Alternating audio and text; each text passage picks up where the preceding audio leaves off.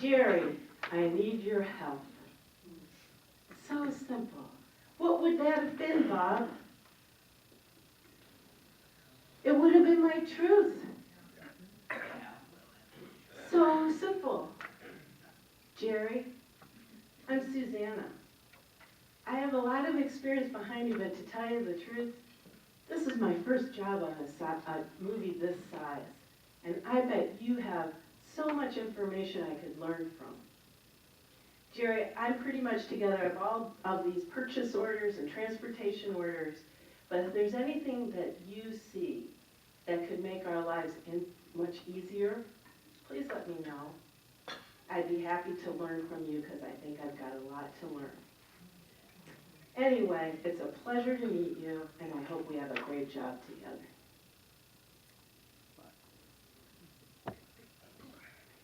So here's the question. Think of colleagues, business associates that you're dealing with today. Who are you being? Or being who you think you have to be to make a good example? Or are you being your truth?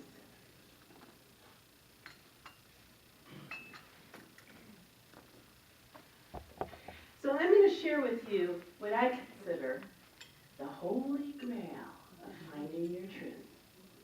It's something that has helped me change my life. It has. Because it's about finding truth. But the first thing I want to share with you is some very interesting research about leadership. Research to find out what is a similarity between some of the highest leaders that we've ever come across. What do they do alike that we can emulate? And you know what's interesting? They each take time every day to what I call find their truth. So let me give you an example. Churchill, he would go outside behind his office every day and take a walk. Gandhi would meditate. King would pray. The similarity in resonant leaders is that they take time, and I submit that they take time to find their truth. Then what happens is they come back from this truthful place.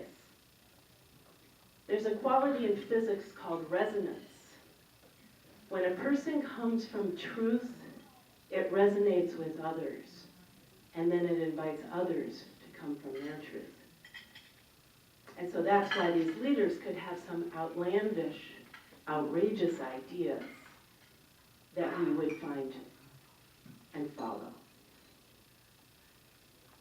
All right, so how do you find your truth? What is the holy grail Susanna calls to finding truth?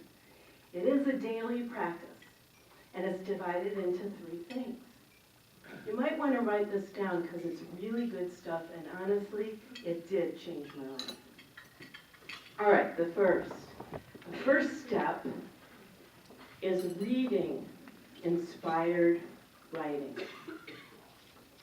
It's finding writings that describe and uplift you to imagine who you would like to be, the next step of you. As you read these every day, it's the same principle as what you think about, you bring about. When you read this every day, you have a shift in your psyche, and it begins to take root and make itself at home in you, and you become what you're reading about. First step, reading. Second step, writing. This is not sitting there and saying, how can I be inspirational today? No, throw that out the window. What this is, it's like a download, Betsy, it's like a download off your computer onto an external hard drive. What you're doing is you're just documenting all the thoughts in your head. There's no editing, there's no judgment. You're just getting the crap out of your head onto the page. It's writing stream of consciousness, where the pen has to write so fast it can't stop to keep up with all the thoughts going through your head. You get it? This is amazing because what happens is after a page or two, all of a sudden what will come out from you is your divine wisdom truth. So that if you're in a predicament or in challenges, suddenly you'll start watching yourself write things that are very wise that will give you guidance on what to do. Reading, writing, third step. Arithmetic! No! Opposite. It's resting in quiet. It's bringing yourself down to zero, Bob. It's resting in quiet, which in truth is meditating. Now, what's the point of meditating? It's to train the mind. You know, I was taken by what Catherine had said. She quoted Deepak Chopra, "I am the power to be in control of my thoughts and conscious of my thinking." And that's the outcome of a daily practice of resting in quiet, where you focus your mind so that it no longer is astray, but you can focus on what you want to focus on. I want to read something to you by somebody. I'm going to ask you to guess who wrote this. Okay, ready? If you just sit and observe, you will see how restless your mind is. If you try to calm it, it only makes it worse. But over time, it does calm. And when it does, there's room to hear more subtle things. That's when your intuition starts to blossom and you start to see things more clearly and be in the present moment more. Your mind just slows down and you see a tremendous expanse and more intuition in the moment. You see so much more than you could see before. It's a discipline. You have to practice it. Anyone know who wrote it? Eckhart Tolle. Anyone else know? Susanna? Only if I look like this. Okay. Steve Jobs. So reading, writing, resting in silence. What this does for you, what it just did for me, is connect you with your truth. So that you can find your truth, and your truth will set you free. So this is what happened to me in the film business. When I was in film, I didn't know how to find my truth to my outrageous success. And though I was successful, I wasn't happy. But what happened is, after much very pensive thinking, is that I found my truth.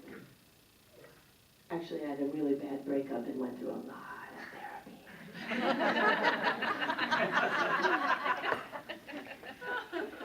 So when I was in the film business at first, I did not feel comfortable being the person that I was. I'm a very spiritual person, and I felt that people would think I was weird if I showed them that, so I hid it. Well, when I found out how to live from my truth, I came back and I became the very full spiritual person that I was in the film business. And it was such a relief, so much easier just to be who I was. And you know what? They didn't find me weird. They found, it's the film business. Well, the film business, believe me, somebody who's spiritual could be thought of as weird. They didn't find me weird, they found me fascinating. They found the more weird I got, the more interesting I became to them. And so what happened is that in the film business, eventually I found out that the film business wasn't for me. And that it was time for me to leave the film business. And so I did in one day. That's another story. I have to come back for that one. I decided to leave the film business. And it was awfully scary because I did not know how the heck I would make money, go on. But you know what? When I closed the door in the film business, a week later, somebody offered me half tuition to seminary if I wanted to go. So when you close a door, another one opens. But here's for some people in this room, this is a very special message. Because some people are afraid to close that door. The other one will not open until you do. And then what will happen is the truth within you that wants to bring you to your outrageous success will start closing the door for you. And for those people, you'll start wondering why bad things are happening. So 2012. Oh, and one more thing. I went into the ministry took me to speaking, the speaking took me here, and here I am speaking my truth of something I love to do for you, hoping that you'll be able to speak your truth in 2012, taking you to your outrageous success. This year, 2012, it's a year to find your truth. Your truth will set you free. It's something where your truth is calling for you. It's wanting you. It's wanting you to step forward in your truth. It's wanting you to do what you're meant to do and live the life you're meant to lead. It is a pleasure being here today with you, sharing my truth with you about your truth, which is your outrageous success.